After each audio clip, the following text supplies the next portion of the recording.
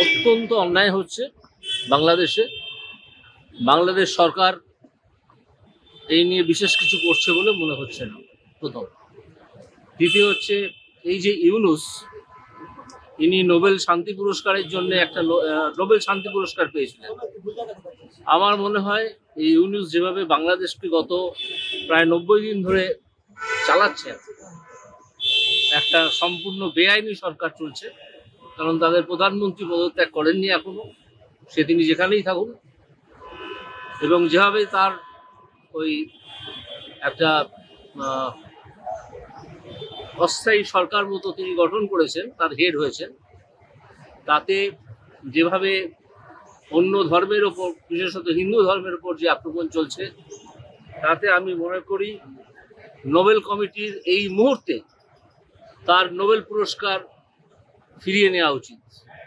আপনারা হয়তো আমায় জিজ্ঞেস করতে পারেন যে নোবেল কমিটির এই রুল আছে কিনা, আমি বলতে পারবো। কিন্তু একটা সাধারণ রুল আছে যে কোনো কর্তৃপক্ষ যদি কোনো একটা কাজ করতে চান, করার ক্ষমতা থাকে, তাহলে তার সেই কাজ নাকচ করারও ক্ষমতা থাকে।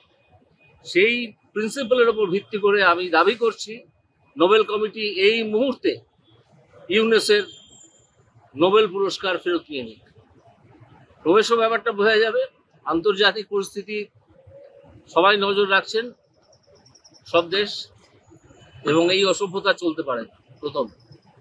দ্বিতীয় হচ্ছে, যাকে অ্যারেস্ট করা হলো প্রথম দিন, তাকে অন্যান্য শ্রীলঙ্কা আবারও রপ্তানিতে শীর্ষে। সাধারণ অপরাধীদের সঙ্গে রাখা হয়েছে।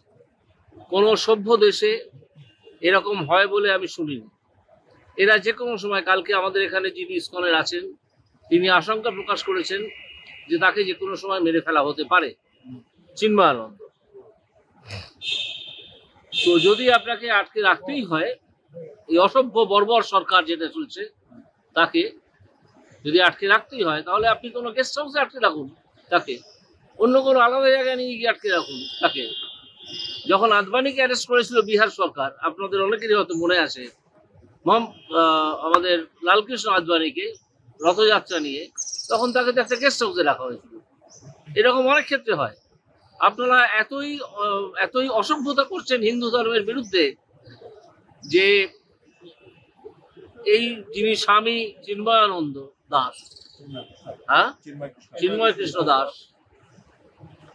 তাকে সাধারণ অপরাধীদের সঙ্গে আটকে রেখেছেন। এই ঝুঁকি আপনারা নিচ্ছেন। আপনারা জানেন এর ফল কি হতে পারে, আপনারা হয়তো জানেন, কিন্তু টের পাবেন যদি তার কোনো ক্ষতি হয়। এবং হিন্দুদের ওপর এই আক্রমণ আমি তীব্র নিন্দা করছি। এবং এই ধরনের আক্রমণ, আমার কথাটা শেষ হয়নি, এবং তীব্র নিন্দা করছি।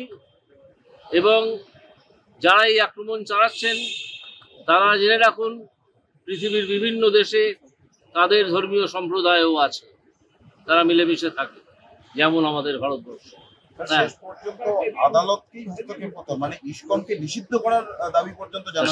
সেটা তো মানেনি আদালত।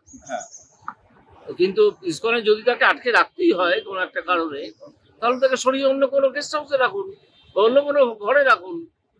সে ঘরে বিরাট 5 স্টারের ব্যবস্থা থাকতে হবে, তা তো নয়। তিনি তো সন্ন্যাসী, তাকে তো জেলের ভেতরে ধর্মাচরণের অধিকারটা দিতে হবে, তাই না? তো এইটা তো আপনারা বন্ধ করে দিচ্ছেন বলে মনে হচ্ছে। তাকে কি খাওয়াচ্ছেন দাওয়াচ্ছেন তাও আমরা জানি না, জোর করে গোমাংস খাওয়ানো হচ্ছে কিনা তাও আমরা জানি না। সেটা পরে হয়তো আমরা টের পাবো। এটা ঠিক হচ্ছে না একেবারেই। একটা অসভ্য গভর্নমেন্ট, যারা আদৌ গভর্নমেন্টই নয়, একটা গুন্ডামি চলছে। এবং সেনাবাহিনী এখনো কোনো প্রত্যক্ষ ভূমিকা নেয়নি, যদি অনেকে আশঙ্কা করছেন যে একটা সেনা অভ্যুত্থান হয়ে যেতে পারে যে কোনো সময়। আমি জানি না হবে কি হবে না, সে হোক বা নাই হোক, তাদের কাছ থেকে আমরা এসছি আর কি বেশি প্রত্যাশা করব। একজন স্টেটের হেড, যিনি নোবেল শান্তি পুরস্কার পেয়েছেন, তিনি এটাকে সামলাতে পারছেন না। যদি না পারেন তো ছেড়ে দিন, আর তার নোবেল পুরস্কারটা খারিজ করা হোক, কেড়ে নেওয়া হোক।